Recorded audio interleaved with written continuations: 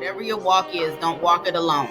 Straight like that. We are in the age now where support is mandatory. And it's Yes. the right support. You can't just say you got a group of people around you, and if they're not supporting you, if you still feel stuck, frustrated, don't have the clarity that you need to move forward, then that's not the support. That's not support.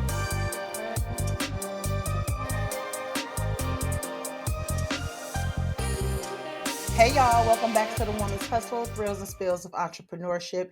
It's your girl, Coach K. Thank you so much for tuning in. I'm super excited to dive into this episode with you, but before I get started, please make sure you have subscribed to the Upgraded Mindsets Media channel, or if you are listening audio-wise, make sure that you are favoriting the Woman's Hustle on your favorite streaming platform. If you are watching me, then you see I'm not by myself, so I'm going to allow my guest the honor of introducing herself. Hello. Hi, I'm so excited about this conversation. Me too. How are you? How are you? I am wonderful. I am coming from the great state of Virginia. Woo, woo, woo. VA, VA. Please let the listeners know who you are and what you do. Absolutely. So my name is Dr. Karen Hills Pruden. I am a leadership strategist. I work with businesses and high performing professionals on how to amplify their value, how to convert their professional equity into entrepreneurship. And so those are the two main paths. I either work with businesses on how to solidify their leadership competencies within their team so that they match up with what their future goals are. And then I also work with those individuals separately who are interested in increasing their where they are, their stance within the organization, whether moving up from supervisor to manager or manager to leader. I love it. I love it. And I cannot wait to dive into some in-depth chat about that because, a lot of times people feel like that when you're in the corporate world, that sometimes these things may not necessarily go together. But when it comes to leadership, it's very much aligned in a lot of ways. So I'm super excited to dive into that with you. So please share with us a little bit about your backstory and what got you where you are today. Oh, wow. So my backstory. So I have almost a 30-year career. So there's a lot of back to my I love story. it. The Come girl on, has leader. been through Come some on, stuff. leader. I worked my way up from the front line to the C-suite, and I'm still in the C-suite role. I've been here for about 15, 16, going on 16 years.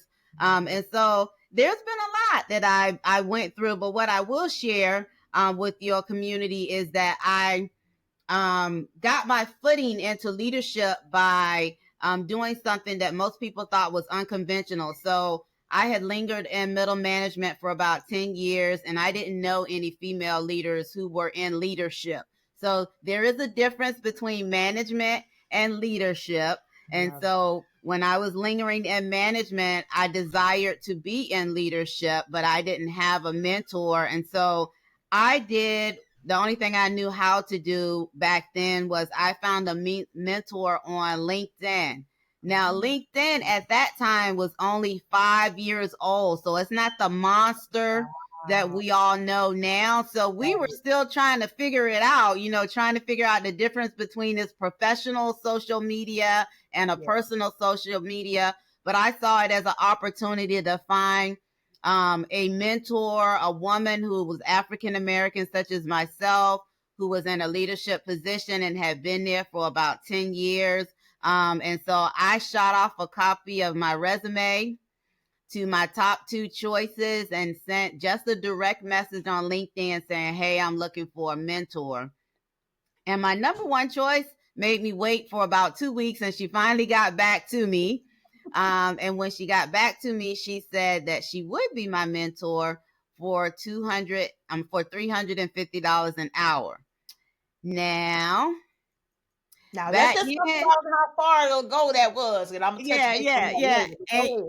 Now, if I lost $350 now, I would be looking for it. But back then, I definitely wasn't rolling like that. But what do you do when you are looking for someone to share their knowledge and information with you, and you know that they have receipts because they're in the position that you want to be in? And so I negotiated 1 hour a month one $350 a month. And I did sign the contract for 1 year, 1 hour a month, and I did work with her for 1 hour a month. She helped me identify what my unique selling proposition is, and what your USP is what makes you different from people with the like title and the like education. What makes you stand out? Why should they come to you? And for me, it is that I can create metrics when metrics don't exist. And right now, nowadays, being able to put the numbers to it is just priceless. Now that is gold. And so she was like, you need to lead with that. That is what's going to open doors for you. And so under her guidance, I did. And so after working with her for 1 year, I was invited to apply for a senior leadership position, and I have been in senior leadership since then. And so, as one of my backstories is that I hired a mentor. I invested in myself. I trusted. This was someone I didn't have a relationship with. I didn't know, and I have never met her in person. It was a virtual relationship. So you can get knowledge from people virtually. And that gave me a footing into senior leadership. And I've been there almost 16 years now.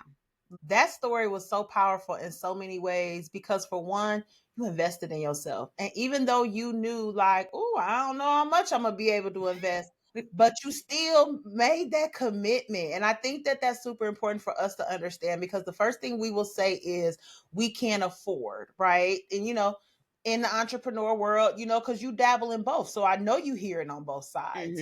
I can't afford this, I can't afford that. You have to really sit down and ask yourself, what do you want? And you knew that a mentor was detrimental for you to pivot, right? You knew that in your mind. And I love that 1 hour a month, hey, open that door for you. A lot of times too, and I want to touch base on this too, because we hear the term high performance a lot, right? We're starting to see it more and hear it more. And I'm not discrediting it at all, because I feel like that I'm beginning to operate more in my high performance era. And I'm unapologetic about that. I'm just saying. But because I know that you see it on both sides, what do you feel like your definition is when it comes to like high performance? So high performing are those that are outside of the norm. And so the most of us are C students. I'm sure you probably heard some version of this throughout your career. Most of us are in the middle. Yeah. You have the people who are up here, and you have the people who may be a little bit under here, and then the most of the world is right here. And so your high performers are the people who's on a consistent basis, they're just overdoing it. They are extra. The people that you call extra, they are always doing something. They have receipts to show their success. People quote their name when they're talking about stuff. People refer them for positions or refer their business for different things. And so these are the people that people think about when it comes to solving a problem. And so that's twofold when I say that sentence, because one, people need to know what your area expertise are. And then two, people need to know what problem that you solve, and you need to have a track record of receipts. Straight like that. So that they can feel comfortable throwing their name attached to your name out there, whether it's for a position or whether it's for hiring your business. And so for high performance people, these are people who don't play in the middle.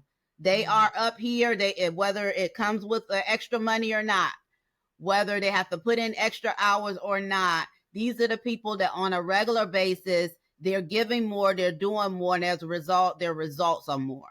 Come on, straight like that. So before y'all sit up here and call yourself high performance, I want y'all to go back and probably re-listen to that section right there, because you really have to ask yourself, are you doing the extra? Are you going above and beyond? Are you doing what's required to label yourself? And are you being remembered as someone that shows up just like that? So, and when it comes to leadership too, right?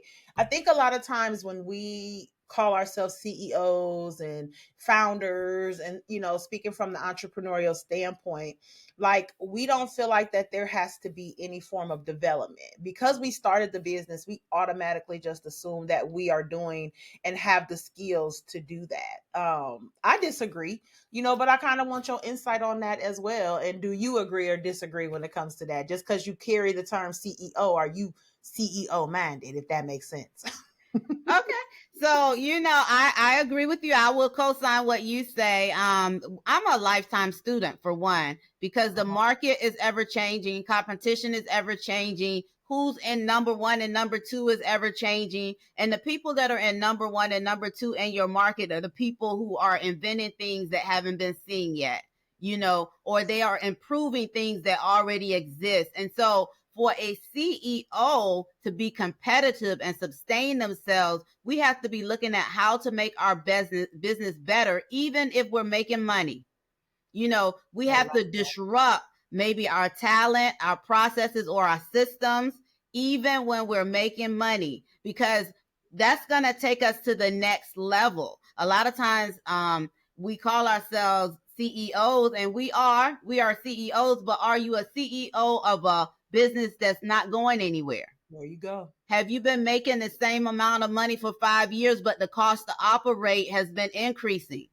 So you want to be a CEO, yes, but you want to be a CEO who is always a lifetime learner. So you're always looking for ways to be efficient and improving your business. You're always requiring the talent, meaning the people that work for you, whether it's one person or 100 people, to build on their skills. Because when they build on their skills, whether it's through reading books, and granted, building on skills is not always another degree. It is just building on your current skills, learning something new that's going to enhance and make better what you have. And so you want to make sure that people are comfortable bringing things to the table, bringing ideas to the table. And as a CEO, you also have to cultivate a relationship and an environment where they can try those things out. It's hard for a CEO to say yes and they don't see the vision, but you got somebody bringing something to you that's saying, this is the next best thing. Yeah. This is the next best thing. A lot of the forerunners, the Apple of the world, the Starbucks of the world, they went through that. There was one time I met an investor, one of the original people who was proposed to invest in Starbucks. Mm-hmm. He kicks himself every day because they didn't think anybody would pay $5 for a cup of coffee. Wow. And now we're paying $7 and $8 for a cup of coffee. And in some instances, depending on all the stuff that you get in it, it might be over $10. $10, yeah. But, again, when your people need to be able to see that vision as a CEO, you need to be able to allow them, if you don't see that vision, to try, provide them the resources, the time, and the money to try. Because suppose they are onto something, then now you are in number one position and everybody else is behind you. But you have to be able to take that risk. So yeah, as a CEO, you have to be a lifetime learner. You have to disrupt your talent and your processes and your systems, even when you're making money. Ooh, oh my God, Doc. You Y'all heard what she said. I don't even gotta repeat it. Again, this definitely one you better save. I'm telling you. So I want to kind of veer over to a little bit, because I know that you are, high performing, and I know that you have been, in the game for so many years. But how do you balance that? How do you balance as far as the demands, from the businesses, but also in the corporate world, but also your life balance, home balance, just making sure that you are staying on top of you? Oh, that's such a wonderful question. So I don't believe in balance. I believe in reprioritizing. Okay. I shift my priorities from time. And it's funny you say that, because my husband said to me, it was less than a week ago, that like I don't have an off button, and it's because I enjoy everything that I do. I'm always working. In other words, I'm always working. Well, I'm always working because I enjoy everything that I do. But that make a difference. Yeah. And when you enjoy everything you do, it doesn't feel like working, even though, you may be burning the midnight oil. Because I know why I'm burning the midnight oil, because right now I am still an entrepreneur and an entrepreneur. There will come a time in my life where I just have one title. Right now I enjoy both lanes. And so as a result of that, I'm working round the clock. Either I'm working for myself or I'm working for someone else. But I enjoy everything that I do. And so I don't feel the pressures of feeling like I'm not balanced. Now, a lot of times when my husband say, what you got going on this day, I know he got something going on in his head. And so I always say, Even if I know I have something on that day, I'll say, well, what's up? And then when he tells me what it is, whether he wants to go out to dinner, because eating is part of our love language. We love to eat. So whether it's going out to dinner or something else, then I'll say, okay. And even though I may have had something scheduled on that particular time, I move it out of the way because, again, my husband is my priority as well. And so for me, it's not so much as balancing. I don't think we ever can balance, because balance to me gives the premise that things are evenly on even keel.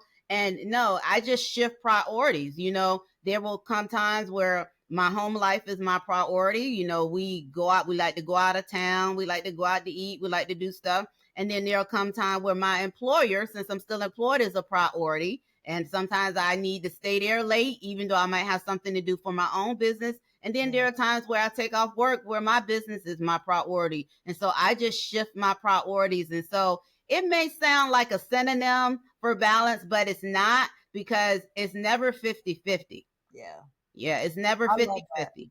I love that analogy. And I think that makes sense too, because I have used the term balance, but just hearing you speak it from that perspective, it does. I used to be worried about how the outside validation would be if I made shifts and, restructure some things. But, obviously with my own development and being that lifelong learner, now I don't care. Like if it's something that I need to do, it's just gonna get done and I'm gonna reprioritize. So I love how you kind of put that together.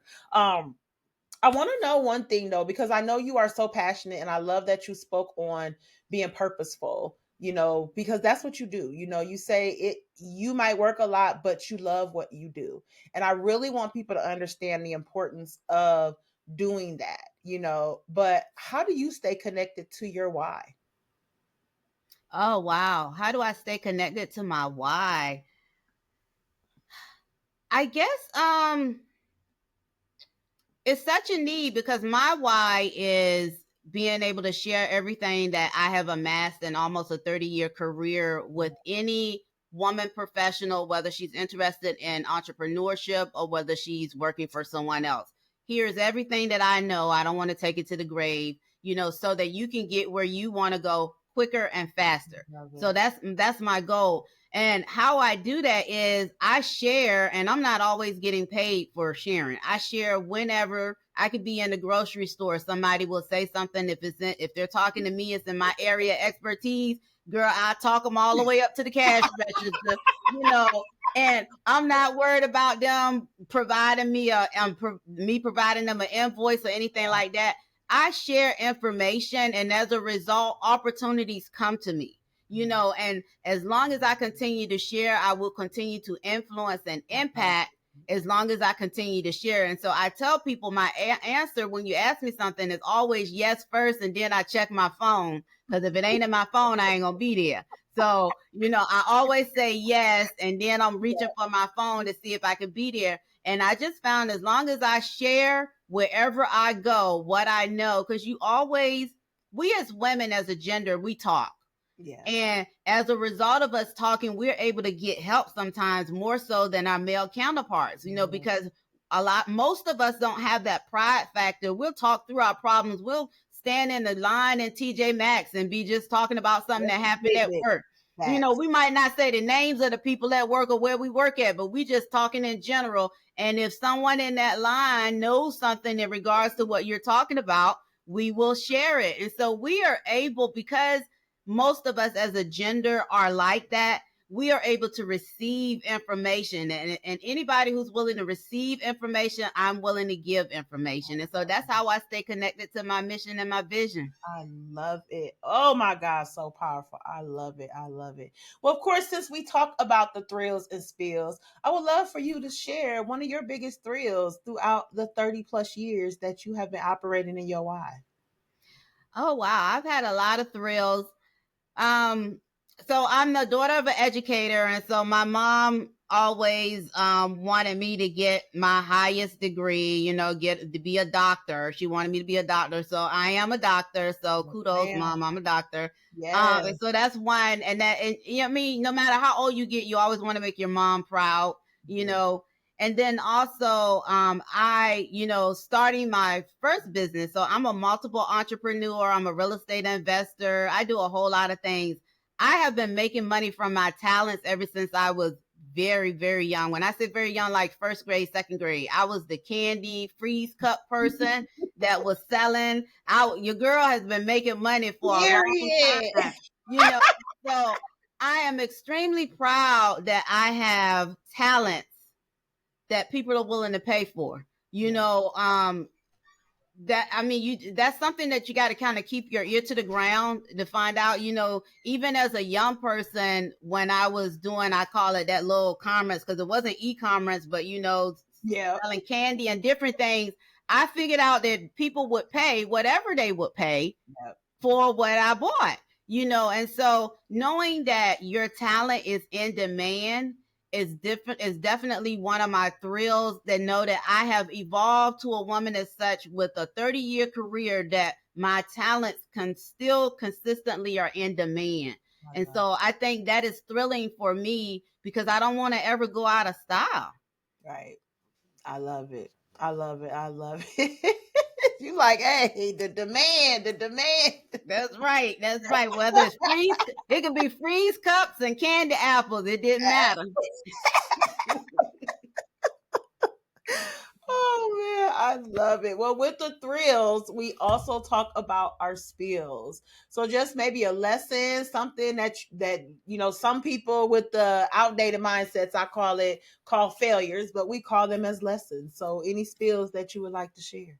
Yeah, and I call them as opportunities, because I try to spin it positive. And so one Absolutely. opportunity that I will share is that you are the pilot of your career. Don't ever sit around and wait for an employer to give you a raise or give you a promotion. If they aren't ready when you think you're ready, then show yourself to the marketplace. Because I had a lesson that happened in my career where I was verbally promised a promotion, and when someone retired, and then the person got cold feet and did not retire, and then my employer was too scared to come back to me and tell me that the person got cold feet. And so I waited around, and constantly, I went to work every day. By the time we hit almost the 2-year mark, I went from a job that I love to a job that I did not love because of that. And so I learned, and I eventually left and found the same position externally. What I learned from that is that you are the pilot of your career. I should not have stayed there. Once I realized that things weren't adding up, nobody was talking about her leaving, she was no longer talking about retirement, I should have either been brave enough to ask the question or left earlier, because it did mess with my mental health and my emotional health, because I love that job. I have been working for that job for 13 years, almost 14 years. So I love the job, love the people, and now I'm going to work every day to a job that I didn't like. And so the biggest lesson is that you are the pilot of your business, of your career. Do not hand those rights over to anybody. Always remember that. Figure out how to pivot, figure out how to flip it, but never hand over anybody the authority over your next step in your business or your career. So powerful. That's so true.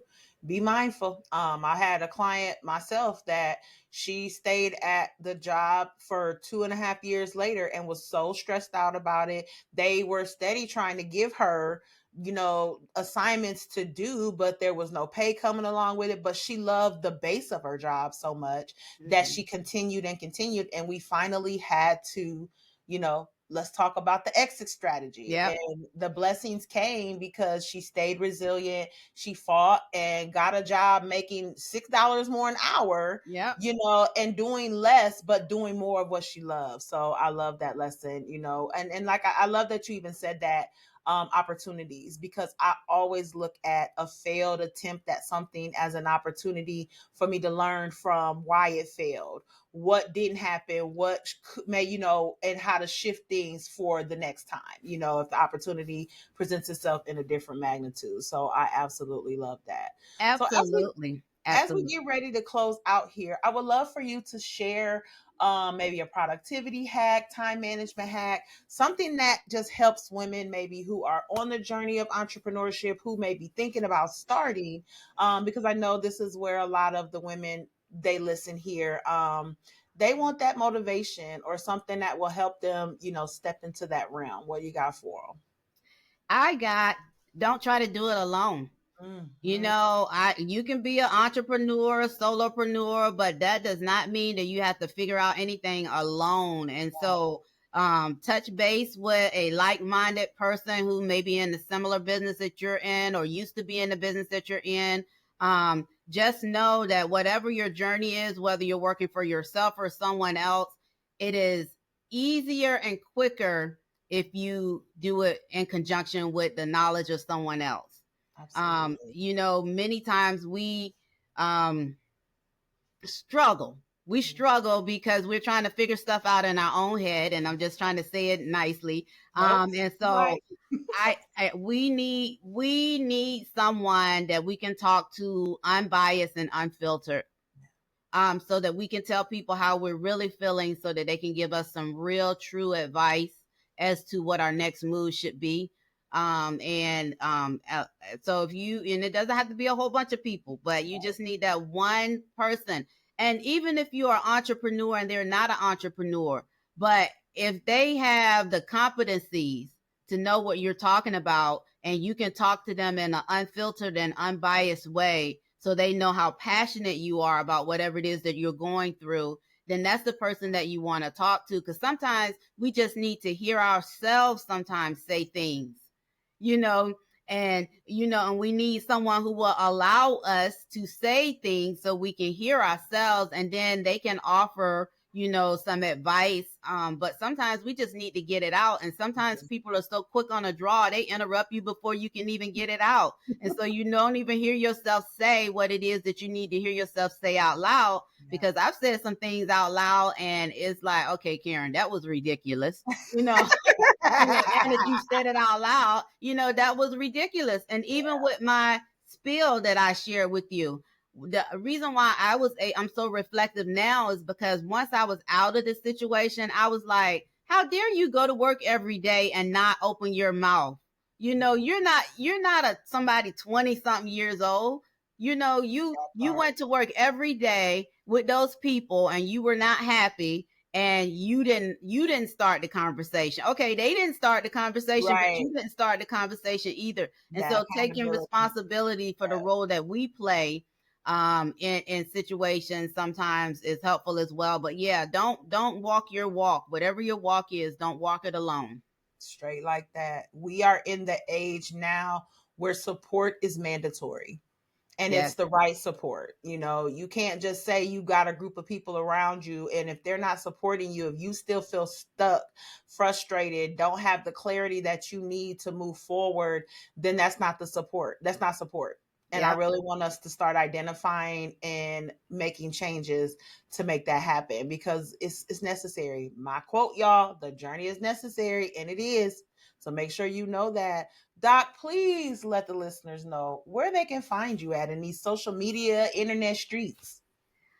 Yeah, so I play on LinkedIn. So if you happen to be on LinkedIn, that's my playground. I also have a website that's under my name, Dr. Karen Hills Pruden.com.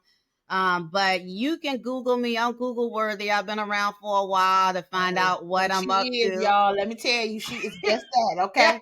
She is definitely Google worthy, baby. But her links will be in the notes, y'all. So I won't make it hard for y'all. But she Absolutely. But I definitely do Google have a worthy. free gift for your listeners as well, and I'll provide you the link. And so I'm all for total compensation this year. And so I have, for those who work for someone else, 20 other items that you can ask for other than salary to Ooh, increase your total compensation.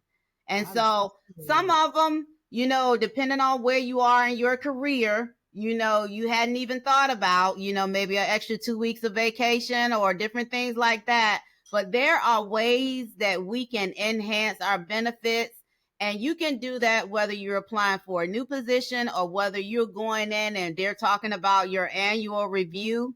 and you want to talk about how wonderful you are, and you can ask for a few extra things when you go in there as well. And so I'll provide the link to those 20 items that one can ask for other than salary for you to put in the podcast notes. I love it. And I will make sure that that is there, because I know some of you ladies are still in this corporate world, and there's nothing wrong with that. There is nothing wrong with still being in the corporate world, doing what it is that you love, and still wanting to pursue your entrepreneurial journey. So I always tell y'all that do not ever think that it's not okay, because it is totally okay. So I'm going to make sure that y'all have that information as well. It has been so informative, but so dope. I already knew the vibe was just gonna be everything today. I knew that already. And I'm just glad that the listeners get a feel of that, because I really do appreciate you just sharing your expert insight, sharing your resources, and just being unapologetically you, because it definitely shows you definitely shine with that. So I really appreciate you coming on. Thank you for having me. This has been fun. Absolutely. All right, y'all. Well, we are out of here. Make sure, again, you have subscribed to the channel. If you are interested in being a guest on The Woman's Hustle, the podcast notes will also have the inquiry link. Schedule time to chat with me to hear more about what you do, and if you are a fit for the show. If you are someone who is struggling and unsure of what your life purpose wants to be, then the link to schedule a complimentary chat with me will also be in the podcast notes. Listen, y'all, we are in the season of elevating in our higher selves and being unapologetic at what it is we want to do, whatever that may be. So make sure, again, you subscribe, favorited the podcast, and stay empowered, y'all. We'll holla back. Bye.